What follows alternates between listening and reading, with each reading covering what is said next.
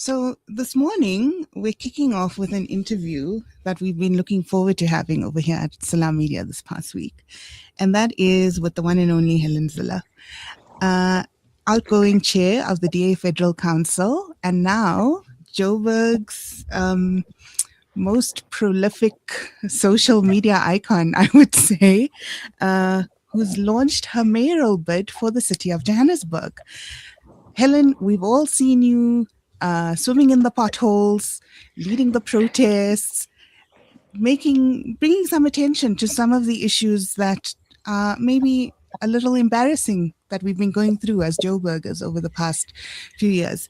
You have had a long political career. Why run for mayor of Johannesburg now?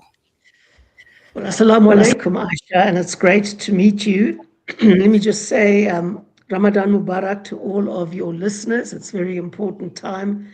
I went to a wonderful iftar meal last night at the extraordinary mosque that was built by Uncle Ali, who was a Turkish benefactor but living in South Africa. And it was just a wonderful experience, a wonderful evening.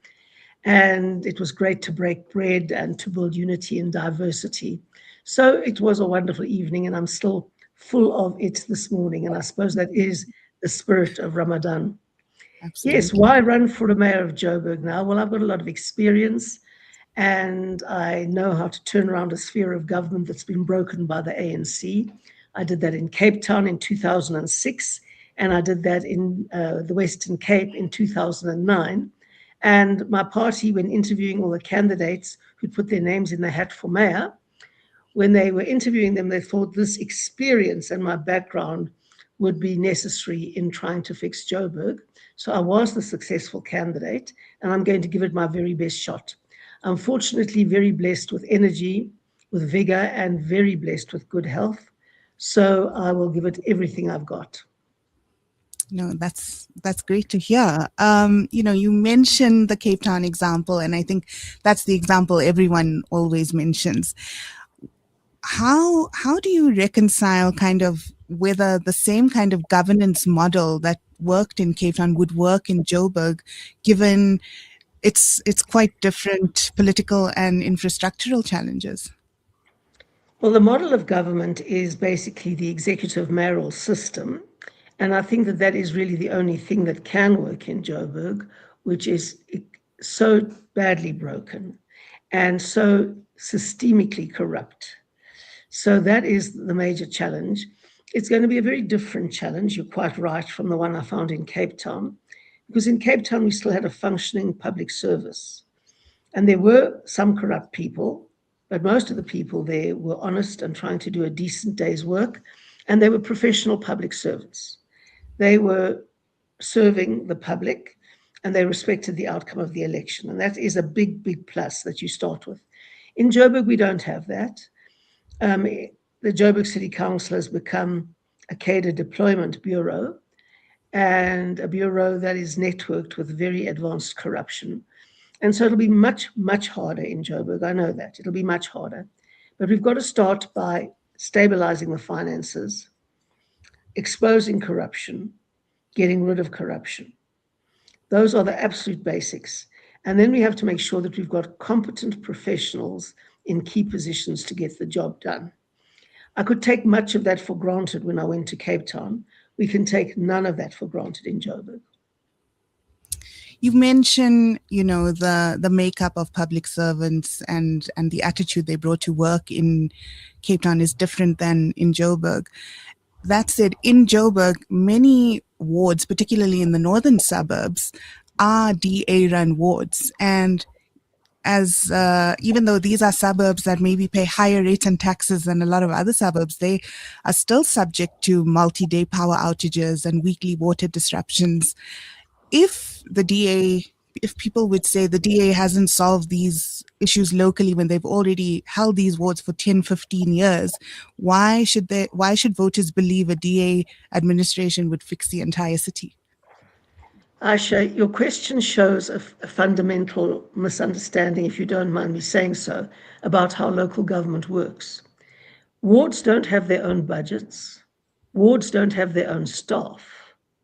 Wards are just specific areas that an individual councillor is responsible for to engage with the public, to answer to the public, and to express what the voters in that particular area believe and feel and their positions on issues, and try and resolve issues locally through escalations in the council. But a ward councillor doesn't have a budget to fix potholes and broken pipes.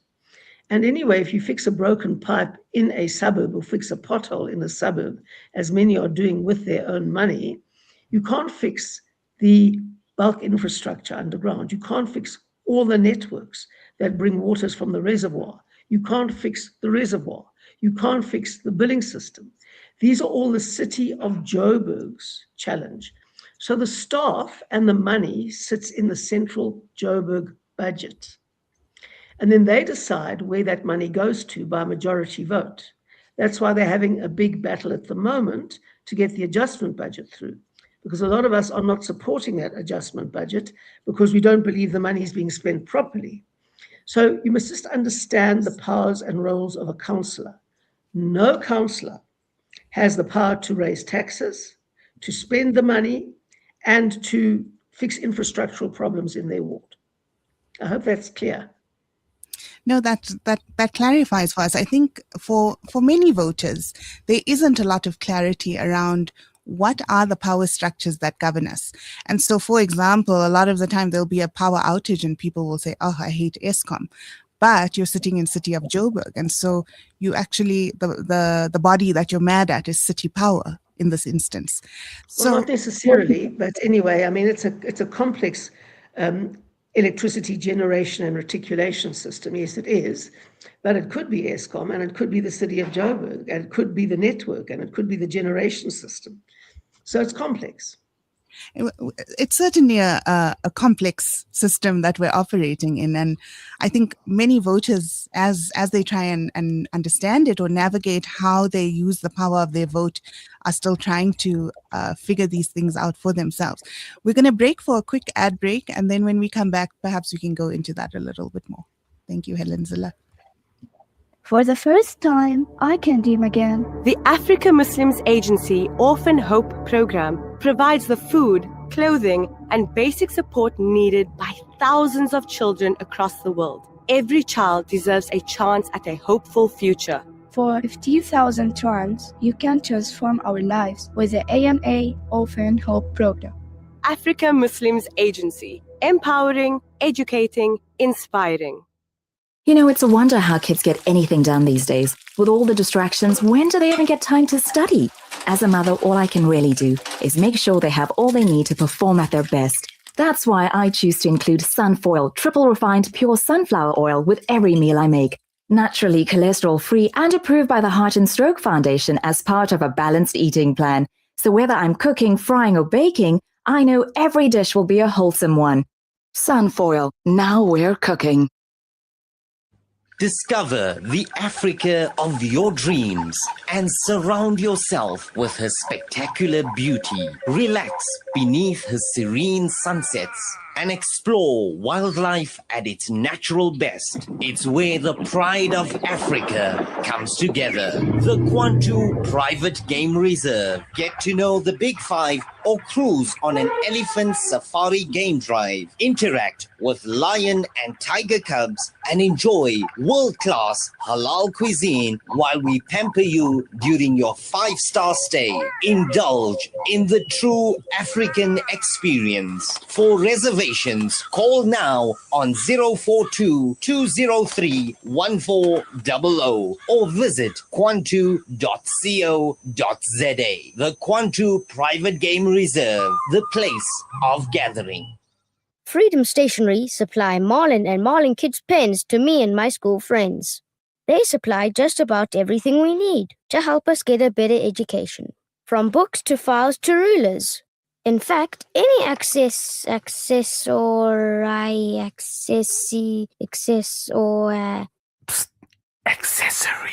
any accessory we need. Freedom Stationery.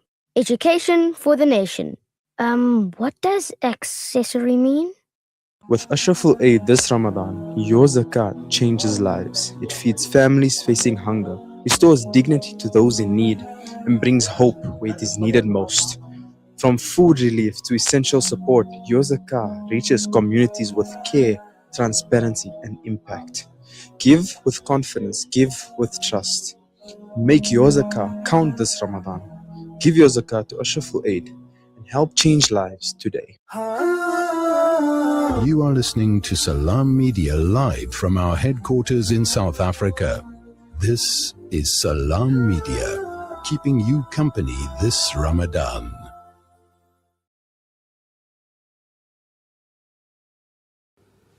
Welcome back to News and Views. This morning we're chatting with Joburg Mayoral candidate Helen Zille.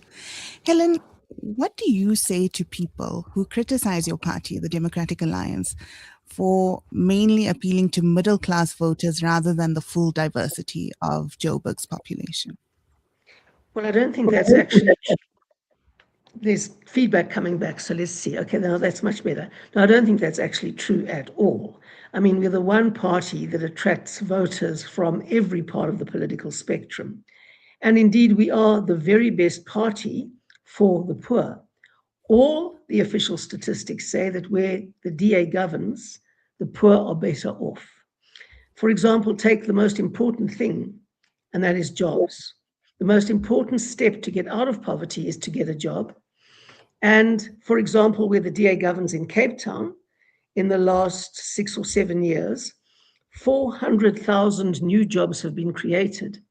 In Johannesburg, they have lost 140,000 jobs. So in Cape Town, jobs grow. In Joburg, jobs shrink. Even the last quarterly labor force survey showed that. Cape Town was up 69,000. Joburg was down 49,000. So where the ANC governs, they can have a lot of rhetoric about serving the poor, but they do the dead opposite. They are corrupt, they steal the money, they don't provide services for the poor, businesses flee where the ANC governs, people lose their jobs, and people get poorer and poorer. The opposite happens where the DA governs. We govern well, people have confidence in the future of that place, they invest their money, they create jobs, and they grow the economy, and the poor get better and better off. Take, for example, housing provision. Which of the metros do you think provided most housing for the poor? Of course, Cape Town did, under the DA. Cape Town provided more housing for the poor than Joburg, Tshwane, and Ekurhuleni put together. Cape Town is also investing far more in infrastructure for poor communities, so they can live a dignified and decent life. Where the DA governs, we also have a much more generous cross-subsidization package to deliver free basic services. And this is the most important statistic of all that I'm going to use now. The absolute poverty index, which is a very important statistic to watch, tells you whether the poor people are getting better off or worse off under your government. And if you look at the absolute poverty index, in Cape Town, it has gone down from 33% when the ANC governed Cape Town to 19%, that is 19% today. So far fewer people live in absolute poverty today in Cape Town, far fewer than in Joburg. And that is the proof of DA government. We govern better for the poor. In the example you offered now, you mentioned creating employment opportunities in Cape Town and how that uplifted a lot of the community. And it's interesting, you know, Joburg is often the place in South Africa that's referred to as the economic hub. Let's move to maybe how would you be doing things, you know, if you were in power? How would you create more jobs in Joburg? How would you improve the infrastructure so that people have water every single time they open their taps and lights every time they switch on? Well, the infrastructure backlog in Joburg is 300 billion rand. 300 billion rand. That is more than 3 times the entire Joburg budget. Now that comes from neglecting infrastructure maintenance for 30 years. In Cape Town, they've been doing maintenance every single year, as they should do properly. Let's give one example.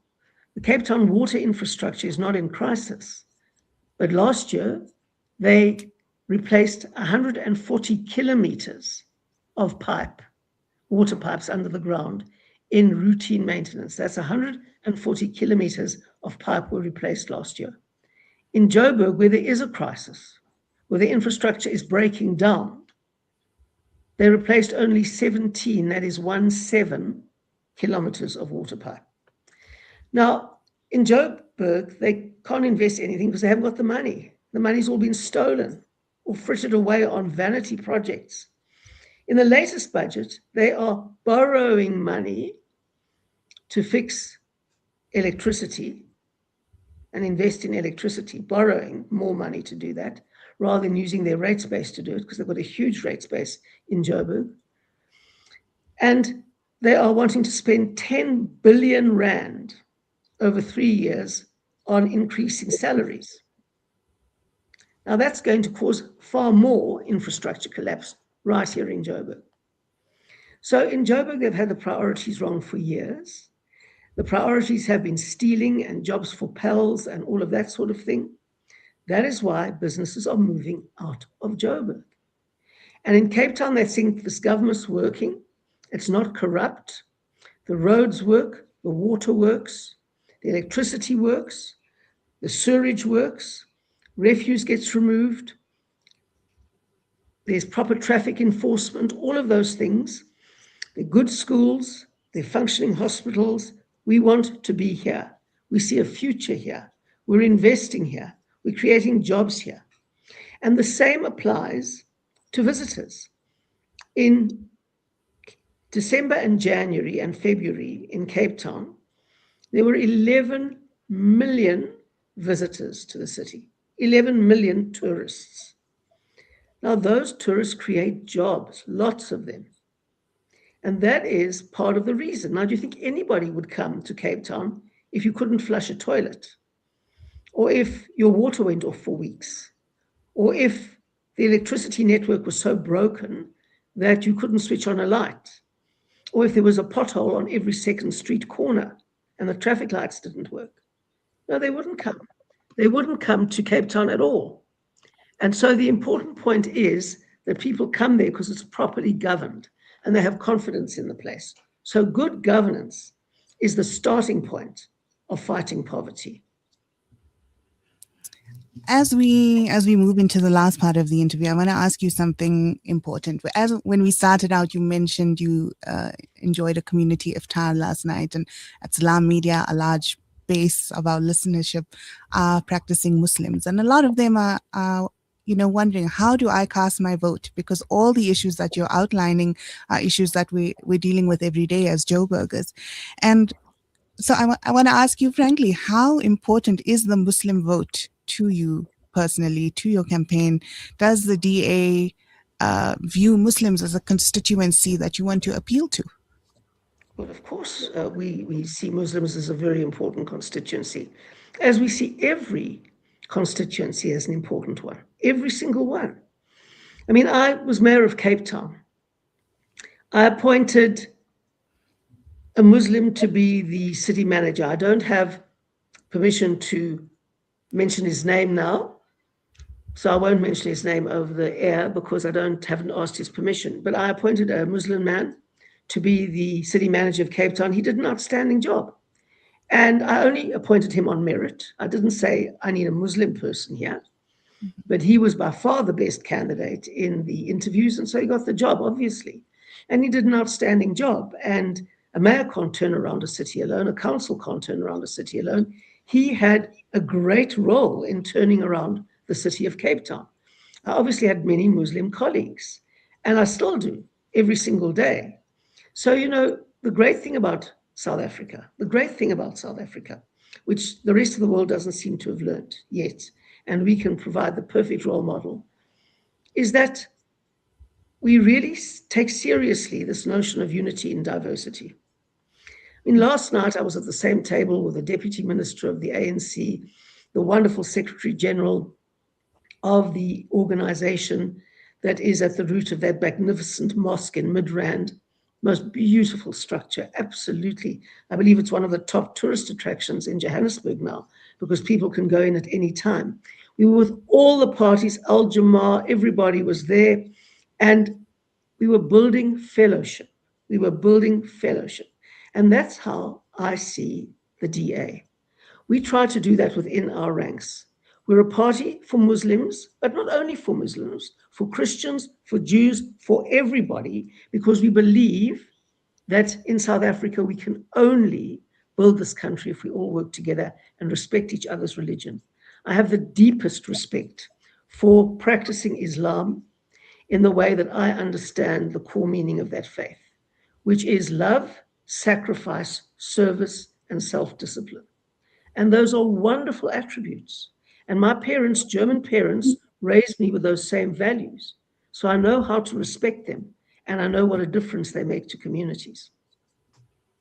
Yeah, absolutely. No, and I think it's these values you mentioned that are part of the core tenets that also underpin what we talk about when we say Joburg is a world-class African city, when we talk about the unity, when we talk about the diversity and being able to celebrate that and bring that together and really maximize it. Can I ask you, just in closing, what will it take in a sentence or two to make Joburg a world-class African city once again? Well, the first thing it'll take is enough voters going out and voting for the DA on both ballot papers. People have 2 votes in a local government election.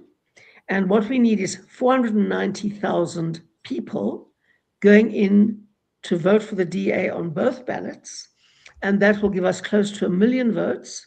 And that will ensure that we can get an overall majority. So we can really govern in the interests of all the people and not have to deal with these terribly difficult coalitions. So that will be the starting point. Then we will clean up the corrupt mess that is Joburg. We will start ring-fencing the money for water, for electricity, for the basic services that ratepayers pay for. We will be accountable, we will communicate, we will fix those services, and then we will build for the future. There's a lot of backlog to catch up.